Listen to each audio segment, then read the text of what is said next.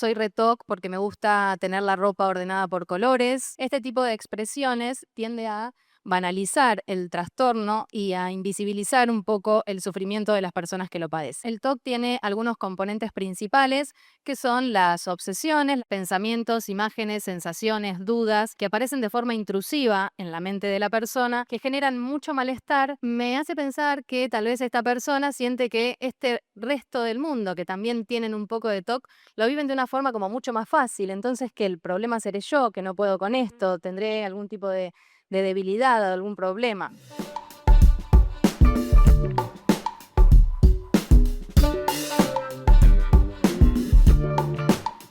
Bueno, buenos días a todos, gracias por estar acá.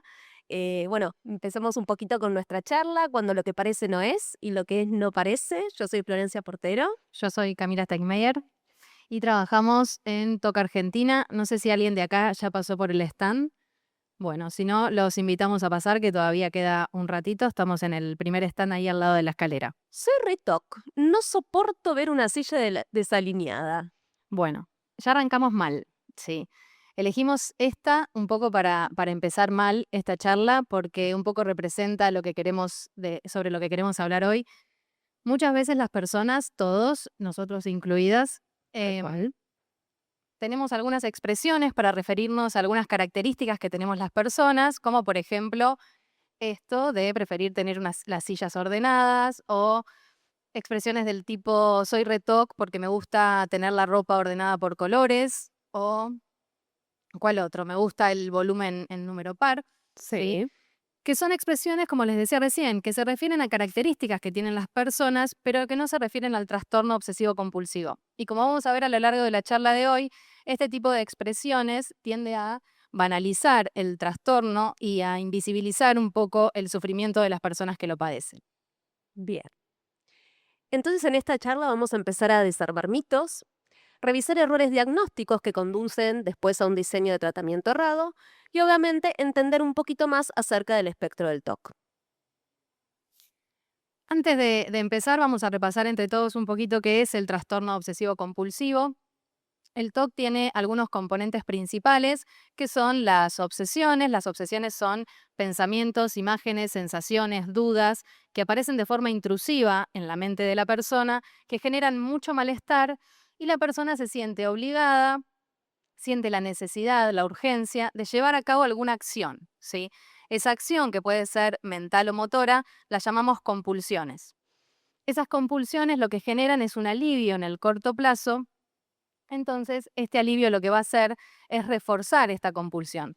¿Qué significa? Básicamente que mi cabeza aprende que cuando yo tengo esta intrusión, esta obsesión y este malestar, si yo llevo a cabo esta conducta, voy a recibir ese alivio, ¿sí? Entonces se me refuerza la compulsión, la empiezo a hacer cada vez más. Además, llevando a cabo esta compulsión, le terminamos dando veracidad a la idea obsesiva, por lo cual se alimenta todo el circuito funcionando como un círculo vicioso. Bien. Bueno, un poquito de historia, ¿sí? Más o menos en el siglo XIX, el TOC se conocía como el trastorno de dudas, ¿sí? O la locura de las dudas. Después con Freud empezamos a llamarlo neurosis obsesiva, con nuestro gran historial del hombre de las ratas, que acá seguro deben haber Alguno de la UBA tiene leído. que haber. Tal cual. Bueno, después con el DCM, sí, pasó a estar dentro de los trastornos de ansiedad.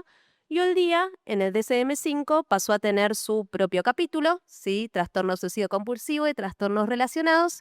¿Y por qué? Porque justamente empezamos a ver que en realidad el factor emocional no solo es la ansiedad, sino también la emoción básica como puede ser el asco. Volvamos un poco a lo que son los mitos y los clichés. Ya leímos hoy el de la silla, acá tenemos Sí. algún otro. Por ejemplo, este de todos tenemos un poco de TOC. Imagínense, este es bastante común, lo escuchamos bastante, pero imagínense una persona que efectivamente tiene TOC y que efectivamente lo padece, se siente muy mal al respecto, le condiciona la vida, incluso puede tener algunos niveles de disfuncionalidad en su vida cotidiana, y escucha frases de este tipo, como todos tenemos un poco de TOC.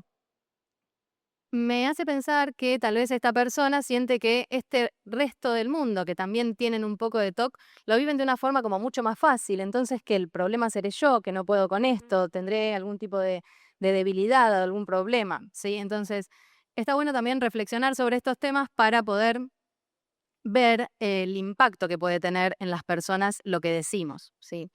Hay otro mito que, bueno, este de soy muy ordenado, debo tener TOC, es un poco parecido al que veíamos al principio. Y este otro, el TOC puro, no tiene compulsiones. Es un mito que también lo encontramos no solamente en el público general, sino también entre profesionales. Muchas veces nos consultan pacientes que les dijeron o que ellos creen o que algún profesional les dijo que no tienen TOC porque no tienen compulsiones observables, porque no tienen Ujú. compulsiones motoras, ¿sí? Sin embargo, las compulsiones también pueden ser mentales. De hecho, muchos pacientes tienen, la mayoría Y de los sí, pacientes la tienen mayoría. compulsiones mentales. Las compulsiones mentales son cualquier conducta mental que hace la persona en respuesta de su idea obsesiva. Por ejemplo, tapar una imagen con otra, decir alguna oración, contar, Repetir frases. tal cual. Cualquier cosa que hace la persona en su cabeza en respuesta a su idea obsesiva va a ser una compulsión, ¿sí? Ujú. Esto Bien. está bueno saberlo porque si no se nos pasa por alto. De hecho, muchas veces la propia persona no sabe que eso que está haciendo en su cabeza es una compulsión. Entonces nosotros como terapeutas tenemos que ayudarlos a poder identificarlo. Ujú. Para no ponerme tan seria, también tenemos algunos ¿Memes? memes, que los memes están buenísimos y un poco también quisimos usar memes en la presentación para hablar acerca del humor en la psicoterapia.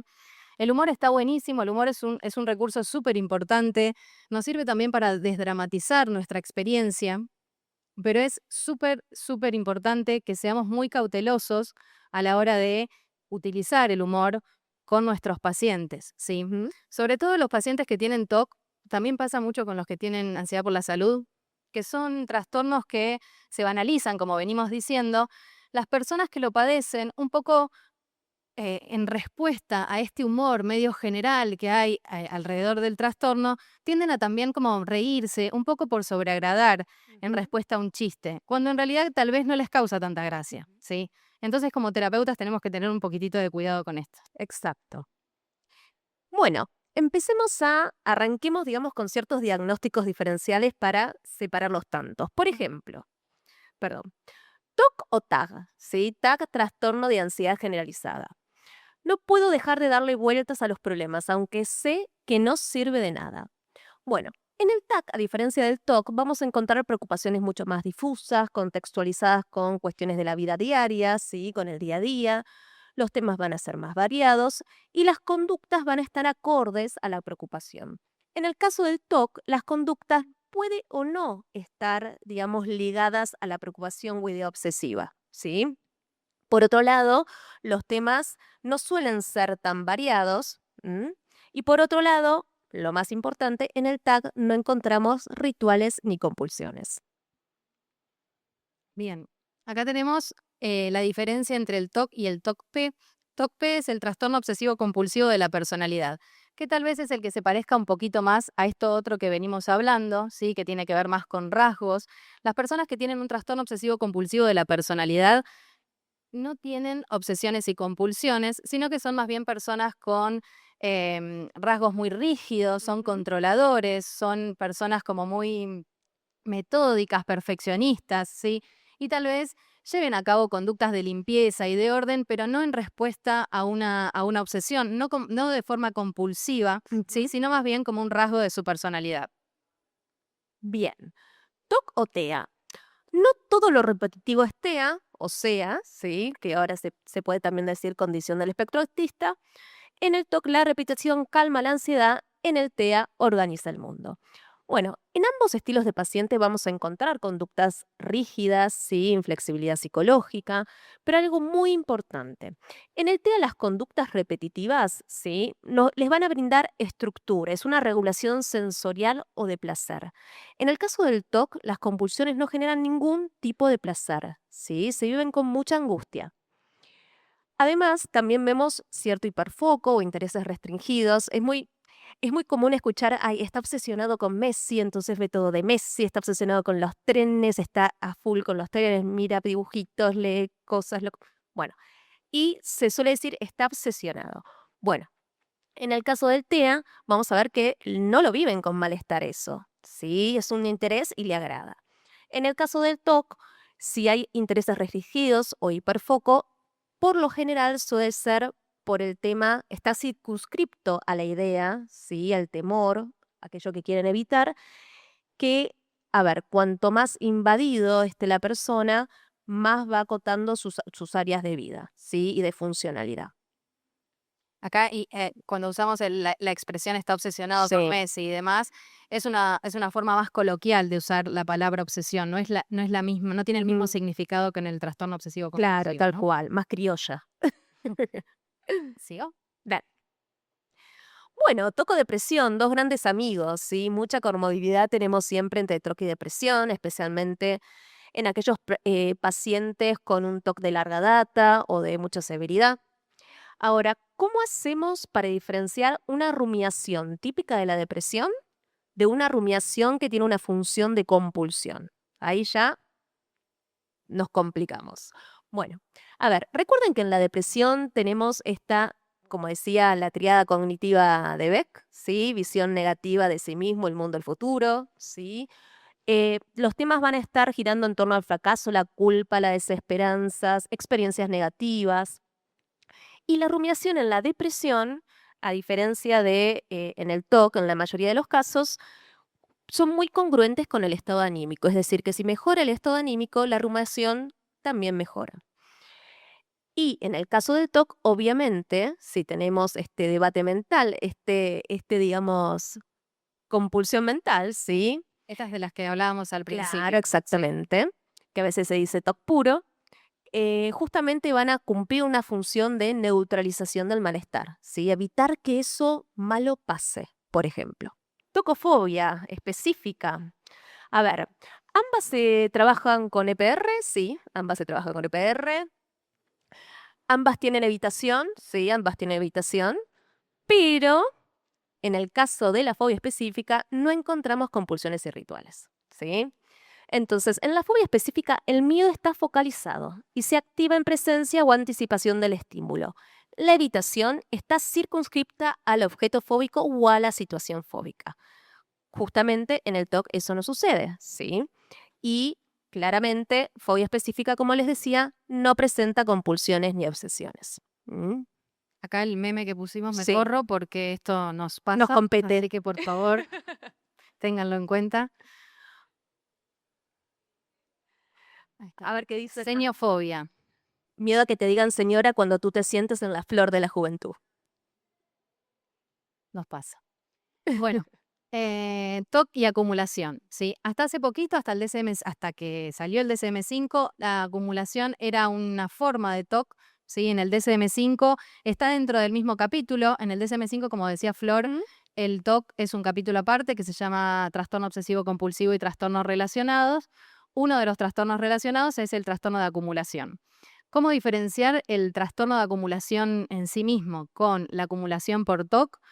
En el caso de TOC, la acumulación va a estar relacionada con una idea obsesiva, ¿sí? Por ejemplo, yo podría llegar a tener cierta dificultad en tirar algún objeto mío porque tengo la idea de que si con ese objeto mío se pueden ir algunas células mías y contaminar a otras personas, ¿sí? En ese caso, el descarte del objeto está relacionado con el no descarte, mejor dicho, del objeto, está relacionado con una idea obsesiva. En el Ujú. caso del trastorno de acumulación, la dificultad está en descartar objetos, ¿sí? Independientemente de su valor afectivo o de su utilidad. Bien. Toco tics. Bueno, los tics también son uno de los trastornos relacionados, ¿sí? Los tics son justamente todo aquel gesto, sonido, conducta repentina, sí, semi-involuntaria. Y una gran diferencia y que a veces nos confundimos y tenemos que empezar a investigar en conjunto con nuestro paciente es que en los tics no tenemos pensamientos intrusivos o una idea intrusiva previa, ¿sí? Y es muy importante hacer esta distinción porque se trabajan de formas distintas. ¿M? Entonces, en el TOC vamos a encontrar que todo movimiento, si llega a hacerlo, ¿sí? Parpadeo, gesto, vocalización, va a estar justamente con la antesala de una idea obsesiva. ¿Sí? Bien, seguimos. TOC o ansiedad por la salud. La ansiedad por la salud tiene muchos nombres, va a tener el nombre que sea de acuerdo al manual que agarren.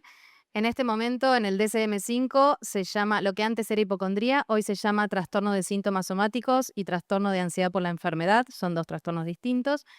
En la CIE-11 se sigue llamando hipocondría y acá le vamos a decir ansiedad por la salud para agruparlos en un solo concepto. Hay un subtipo de TOC que es el TOC somático, que se parece bastante a la ansiedad por la salud porque las ideas obsesivas son en torno a la posibilidad de estar enfermo, ¿sí? La diferencia con la ansiedad por la salud es que en el TOC las enfermedades suelen ser una o dos. La persona está como más, tiene temor a tener una enfermedad, por ejemplo, cáncer o Sí, ¿cómo? HIV. HIV, ¿sí? Pero en la ansiedad por la salud, las enfermedades van variando, ¿sí? Por ahí por una temporada tiene miedo de tener cáncer, después se entera que alguien tiene esclerosis múltiple y de pronto tiene miedo de tenerlo también, y así. Además, otra de las diferencias fundamentales es que en la ansiedad por la salud también hay conductas de seguridad, como vendrían a ser las compulsiones en el TOC, pero esas conductas de seguridad están relacionadas de forma más realista con el temor que tienen. Por ejemplo, buscar información en Internet sobre la enfermedad que tienen miedo de tener, ir al médico muchas veces, chequear su cuerpo en búsqueda de Ujú. signos de enfermedad. En cambio, en el TOC puede haber conductas compulsivas que no están relacionadas racionalmente con el miedo que tienen. Por ejemplo, si yo tengo TOC somático y tengo miedo de tener cáncer, frente al pensamiento de ¿será que tengo cáncer? Capaz que lo que tengo que hacer es entrar y salir de nuevo del cuarto, ¿sí? Que no tiene una relación racional con aquello que temo, ¿sí? Bien. Ah, Gran tema, gran. Gran tema, gran, digo. sí. Este tema lo pusimos básicamente porque también en el DSM-5 aparece un especificador dentro del diagnóstico de TOC que tiene que ver con el nivel de insight.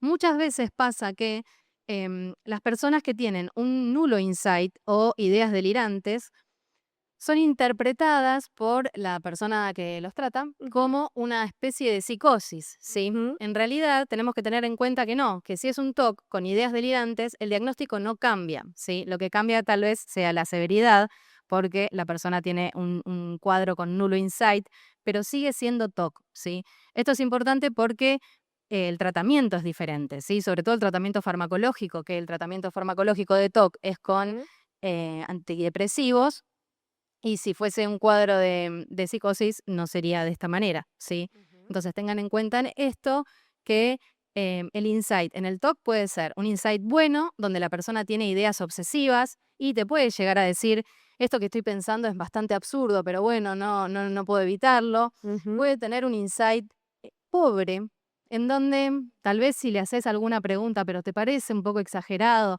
capaz que frente a la pregunta del terapeuta, te puede decir, bueno, puede llegar a ser un poco exagerado, pero no sé, a mí me da miedo y yo lo hago igual, ¿sí? Eso es un nivel de insight menor. Y un insight nulo en donde la persona está totalmente convencida de su idea temida, ¿sí? Pero bueno, sigue siendo TOC, eso es lo importante. Ujú. Bien. Bueno, ¿alguien puede pensar en los niños? Sí. El TOC no solo se da en adultos, sino también se da en niños y adolescentes, ¿sí? Y de hecho se estipula que más o menos 3 de cada 100 niños, niñas y adolescentes tienen TOC hoy día. Bueno, rituales evolutivos y rituales TOC. ¿Por qué? Acá encontramos a veces bastantes dificultades en poder distinguir cuáles son los rituales evolutivos esperables, ¿sí? Que están en el desarrollo de todo niño, ¿sí? Que está bien que estén, que está bueno, es saludable, a los rituales del TOC. En este caso, los rituales del TOC se va a vivir con mucho, mucho desagrado. ¿Sí? Ustedes van a ver que a los niños, si lo interrumpen mientras está haciendo un ritual del TOC, hasta se pueden tornar agresivos, ¿sí? Hay mucha angustia asociada a ello. Mientras que en los rituales evolutivos, el fin va a ser lúdico, va a ser placentero, va a ser jugar, ¿sí? Por más que a veces nos tengamos que bancar, ver 25 veces la misma película, ¿sí? Leer Yo con el 80 Rey veces León fue así, sí. El Rey León, leer 54. 80 veces el mismo cuento. Bueno, en eso él o ella, ¿sí? Está disfrutando, ¿sí? Le genera placer. Entonces no lo podemos catalogar como un ritual del TOC. El toque infantil puede camuflarse y parecer un capricho, pero no lo es, ¿sí? Es muy real y no hay que subestimarlo por el solo hecho de que son pequeños. Sigamos. Bueno, Algo más en relación a la caracterización del trastorno obsesivo compulsivo. Si hay algo que lo caracteriza es su heterogeneidad. Podemos tener a 3, 4 pacientes, personas que tienen TOC y que no tengan nada que ver entre sí en cuanto al contenido de sus obsesiones, ¿sí? Tenemos distintos tipos de TOC, ¿sí? De acuerdo al contenido de las ideas obsesivas. Por ejemplo, los más conocidos suelen ser el de contaminación, el de chequeo. De acá hay alguno que no lo conozcan y alguien le llama la atención alguno de estos, si quiere algún ejemplo. Sí, decime.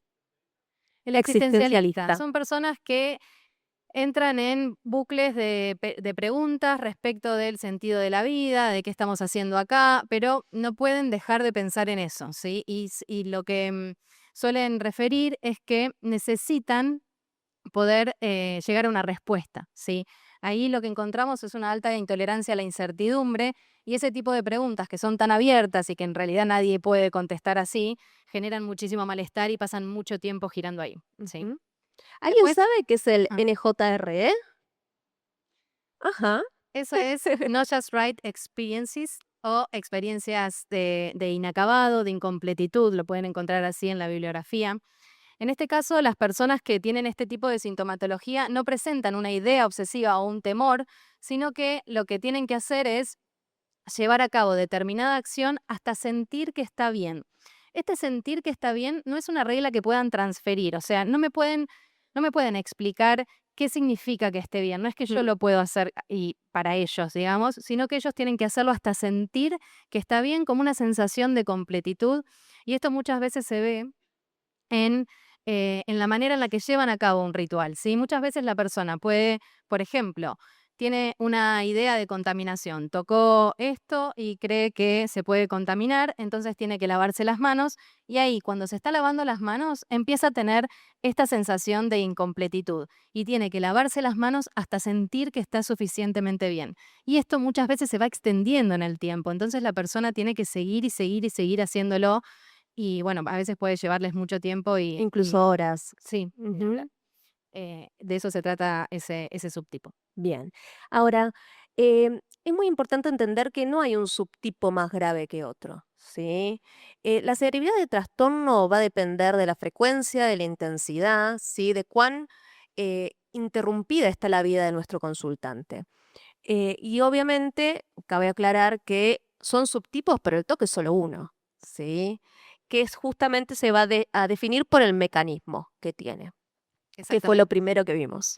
Otra cosa más con respecto a los subtipos es que en líneas generales la mayoría de las personas presenta a lo largo de su vida más de un subtipo. Tal vez al Ujú. momento de la consulta tienen uno que sea el predominante o han tenido a lo largo de la vida uno que es el predominante, pero por lo general tienen síntomas de otros subtipos también, ¿sí? Ujú. Entonces esto también lo tenemos que evaluar. De hecho, cuando nosotros recibimos un paciente con TOC que nos dice que su principal sintomatología es una, pongamos por caso, relacionada a la contaminación, nosotros parte de la evaluación es también indagar acerca de los otros subtipos. La escala que utilizamos, que es una La se white llama box. Y-Box, lo que hace es justamente relevar todos los síntomas posibles, ¿no? Los subtipos posibles. Exacto. Sí, es Y, B larga, O, C, S. Bien. No, de nada. Bueno, ahora que entendemos un poquito más qué es, ¿qué hacemos? Bueno, a ver, ¿hay tratamiento? Sí, hay tratamiento. Es efectivo, sí, y estaba también basado en la evidencia. El tratamiento, chachán, chachán, la otra el tratamiento es la terapia cognitivo-conductual, pero no cualquier, a ver, acá es importantísimo, sí o sí tiene que estar la técnica EPR, exposición y prevención de respuestas. Si no trabajamos con exposición y prevención de respuestas, no estamos haciendo un tratamiento para el TOC. Medicación, bueno, la medicación va a depender del caso a caso, ¿sí? En el caso de que nuestro paciente consultante necesite medicación, la medicación de primera línea son los SIRS, ¿sí? Los antidepresivos, inhibidores selectivos de la recaptación de serotonina. Ahí está, me salió. Bueno, y también hay otras estrategias de potenciación, ¿sí? Que son muy efectivas.